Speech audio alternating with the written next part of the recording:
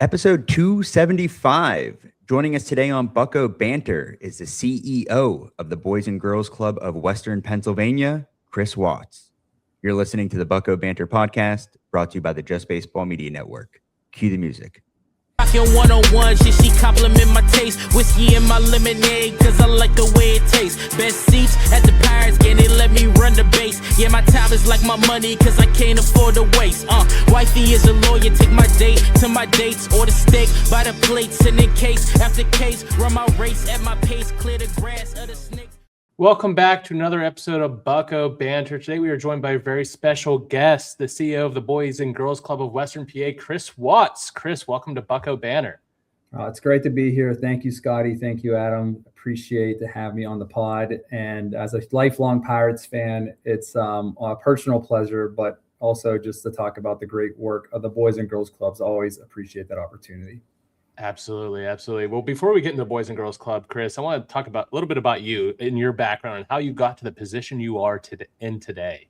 Yeah, appreciate it. You know, you can probably imagine it's not my favorite subject to talk about myself, but happy to share some background because that journey, you know, I think it articulates that there's no set path for anyone. And I think it's, you know, representative of what we're trying to do with the Boys and Girls Club. You know, I grew up in Pittsburgh, went to Shaler High School, and played every sport growing up, had the opportunity to go to Carnegie Mellon and play soccer in college, but never really knew exactly what I wanted to do as a long-term career. But I knew I wanted to do something I was passionate about, something I cared about. Happened to get into engineering as a result of my undergrad work and spent a couple of years, you know, designing roads and bridges and a lot of technical work. And I liked the content and I liked solving problems, but I wasn't always inspired on a daily basis. And sitting behind a computer for 15, 16 hours a day sometimes wasn't necessarily evolving kind of the other skills I wanted to have. And so did a pretty hard career switch to, again, apply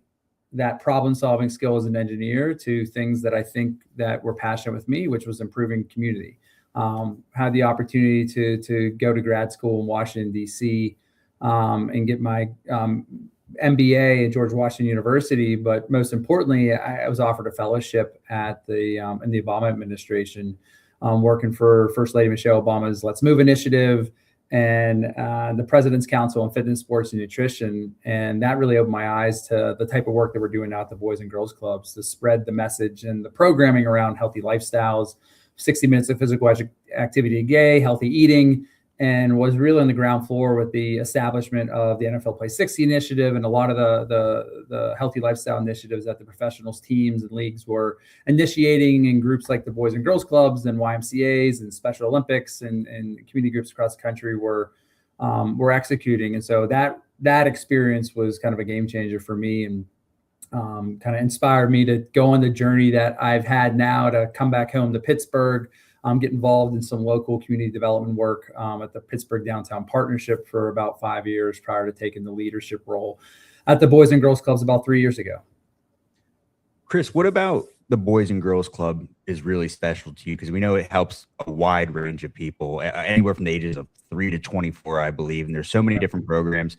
What does it mean to you for the Boys and Girls Club in Pittsburgh and the outreach that it has on the community? Yeah, you started with me, so I'll go super personal. I mean, it's an organization that kind of shares what I think is the values that help, you know, communities and people thrive. And so as someone who grew up attending the Boys and Girls Club in Millvale and participated in those programs, I saw the value of what it had on the community. It's also someone that got support from coaches and mentors and teachers to push me in the right direction, sometimes when I may have not deserved it, but really needed it. And then we know across Pittsburgh, you know, as Pittsburgh fans as you are, you know, we love Pittsburgh, but we know it's not perfect. And there's communities that have been left behind or need some additional investment and support. And organizations like the Boys and Girls Clubs are there to step in and do what we can to help everyone get to the next level. And I think that's really what inspired me to take this role and what the Boys and Girls Clubs is doing across the Pittsburgh region. We're serving, as you mentioned, almost 11,000 youth across the region with programs to help them reach their potential. We're like the Pirates, one of the oldest institutions in the region, almost 138 years. And the model that we were started with, you know, providing a safe place with dedicated mentors and programs that we think are transformational for kids' future. We're still doing that, but we do it in ways that are relevant and are appropriate for each community, which is a little bit different. And that's kind of the responsibility of the Boys and Girls Club, is to understand what community needs are as it relates to youth development, how we can leverage the programs, the resources, the platform that we have to help kids on their journey to wherever they want to go. Chris, as a Pittsburgh Pirates podcast, we obviously know you have a strong partnership with the Pittsburgh Pirates. How did that relationship begin, and how has it been such a natural fit? We're the Pirates, and I unapologetically tell my friends and family they're probably our best partner as an organization. And that has inspired me, frankly, to be even a bigger fan of the team because of their commitment and dedication to the work that we do. So with that said, the Boys and Girls Club's relationship with the Pirates spans back for decades.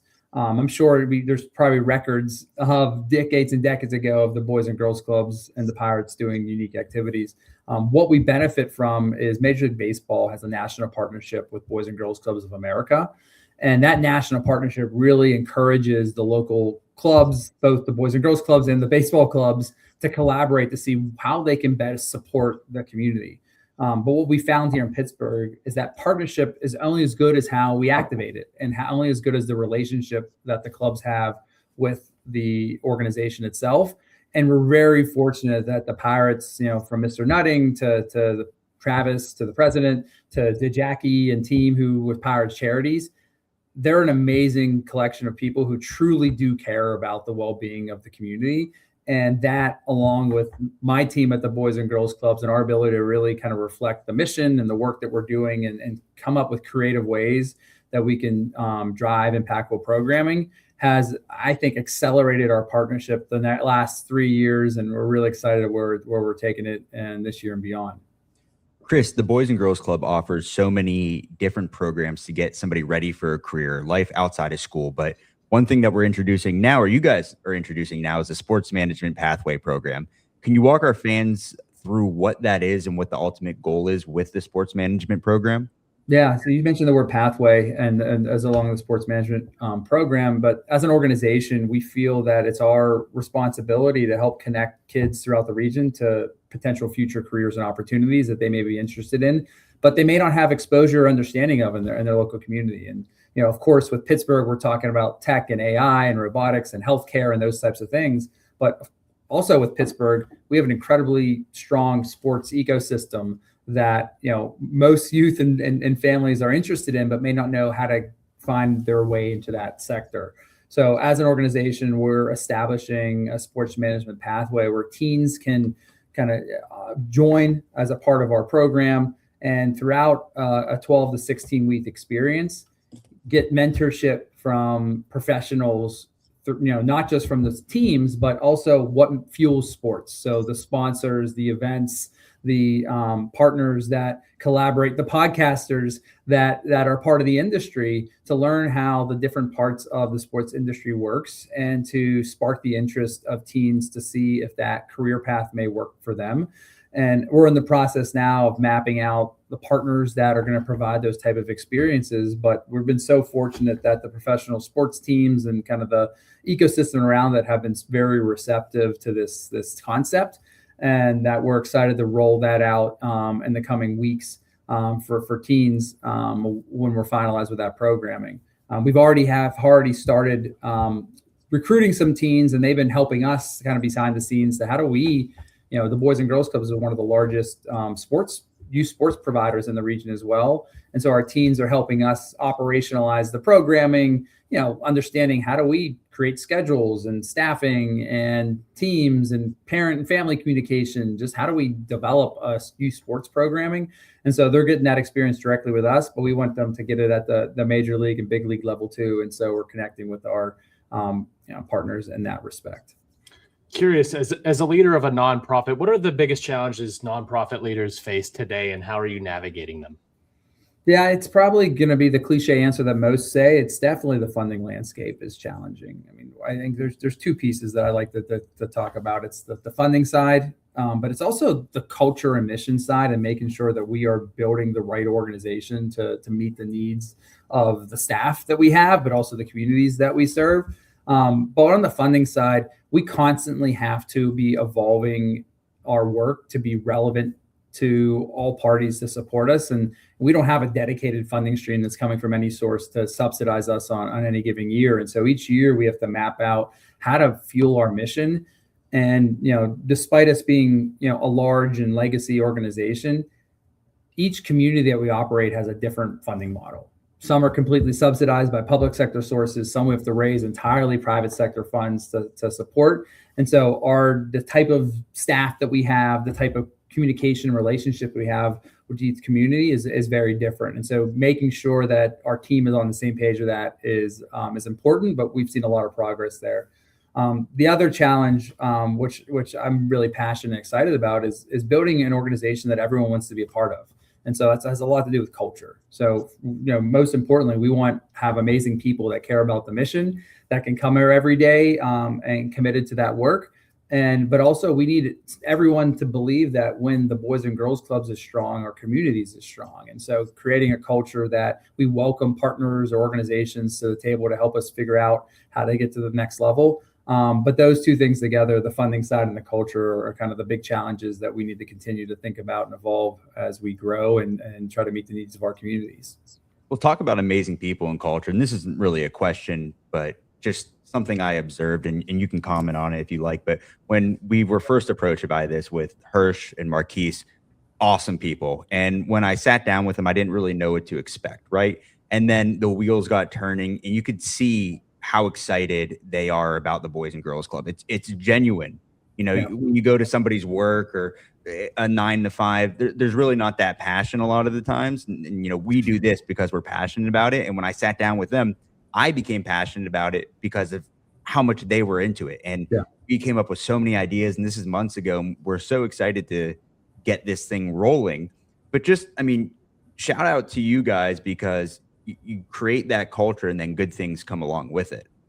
Yeah. As you can imagine, Hirsch and Marquise are amazing, to be honest, and they're incredible representatives of this culture, both internally with our team, but also externally with partners.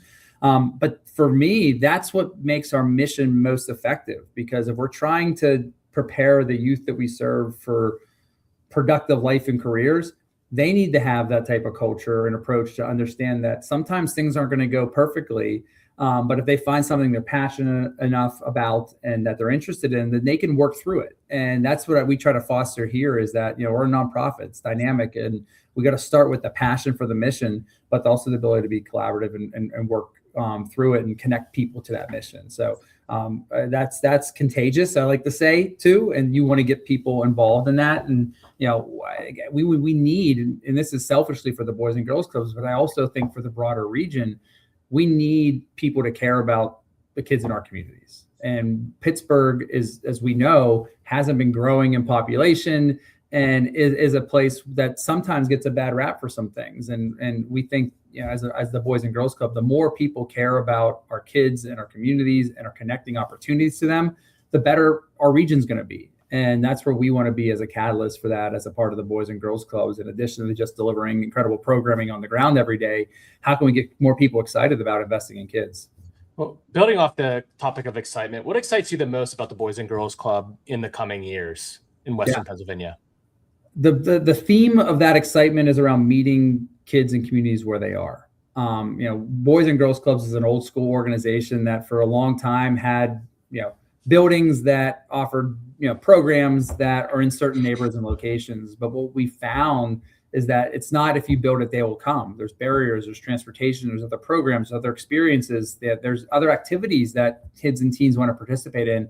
And the traditional model, the Boys and Girls Clubs, not just wasn't meeting the needs of our families and communities, it wasn't necessarily sustainable.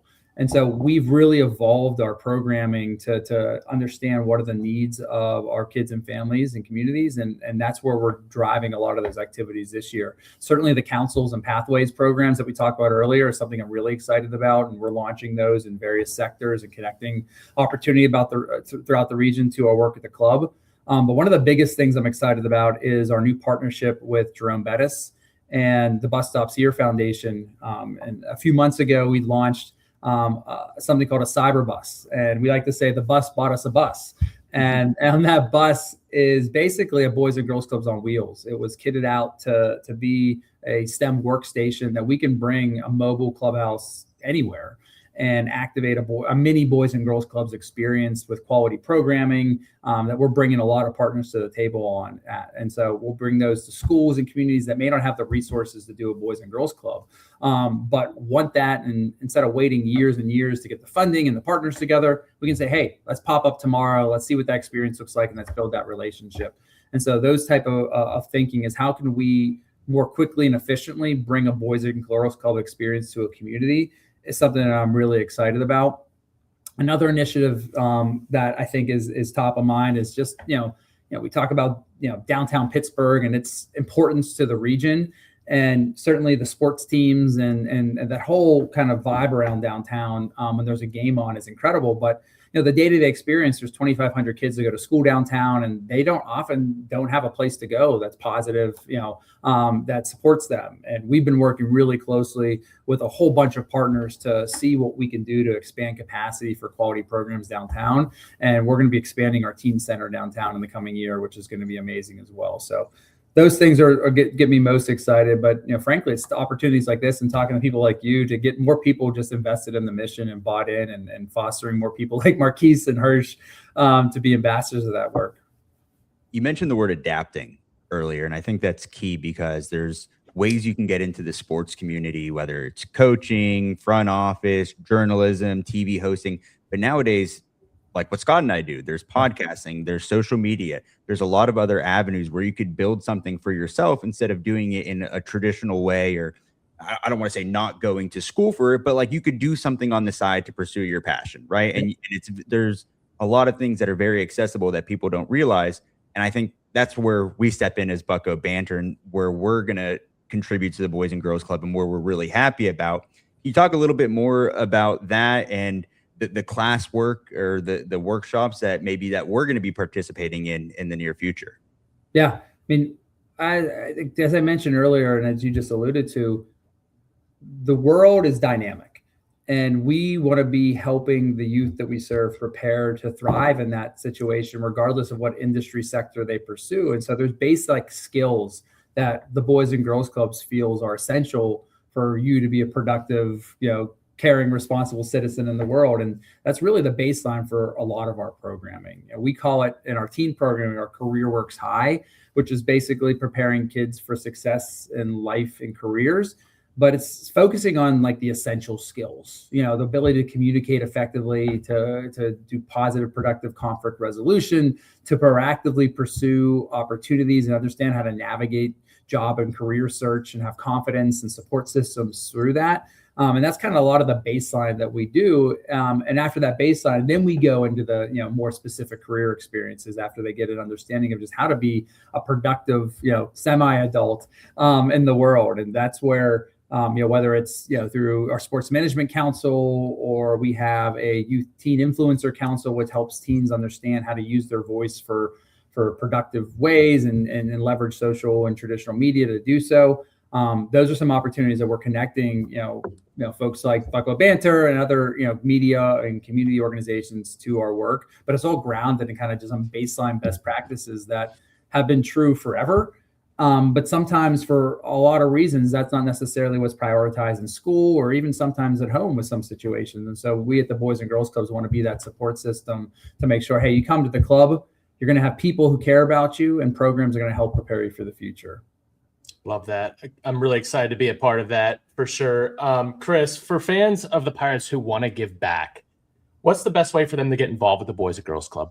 Yeah, there's amazing ways to get involved, and I appreciate that question. I mean, the easiest thing is, the obvious thing is we are always looking for resources so we can be flexible for our families and communities. And so to donate to the Boys and Girls Clubs, bgcwpa.org has all the information about what we do, where we deliver programs, and how to give back. But that's kind of the simple, quick hit way. We're always also looking for kids to participate in our programming. And so if families that are listening have kids or know of kids that may be interested in Boys and Girls Clubs type programming, whether it's early childhood, preschool programming, or after school or summer camp, sports programming, teen pathways initiatives, check out our website and enroll your kids, because we take kids of all backgrounds and abilities and want to be that place where they can get that positive experience. And as we talked about earlier, we're always looking for awesome people to work for us and to volunteer. And so if you want to give back in more meaningful ways and more consistent ways, you can apply for a position with us or submit interest on volunteering through our website.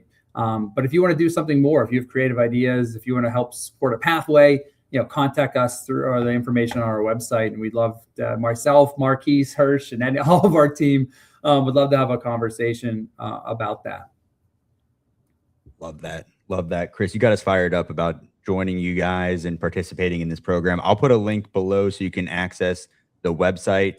If you have any ideas, go right to them, or you can come to us and we'll pass them along as well. But Chris, this was awesome. We appreciate you telling your story and about the Boys and Girls Club and how people can help. And like I said, we're excited to get involved this season, this winter, whatever you guys need, we're here for it. We appreciate you joining the show. But we appreciate you guys. Thanks so much. Excited to keep the mission going and create more opportunities, experience for the kids we serve. Thank you guys for what you do and giving back. Really appreciate it. Best seats at the Pirates game, they let me run the base. Yeah, my time is like my money, cause I can't afford to waste. Wifey is a lawyer, take my date to my dates or the steak by the plates. And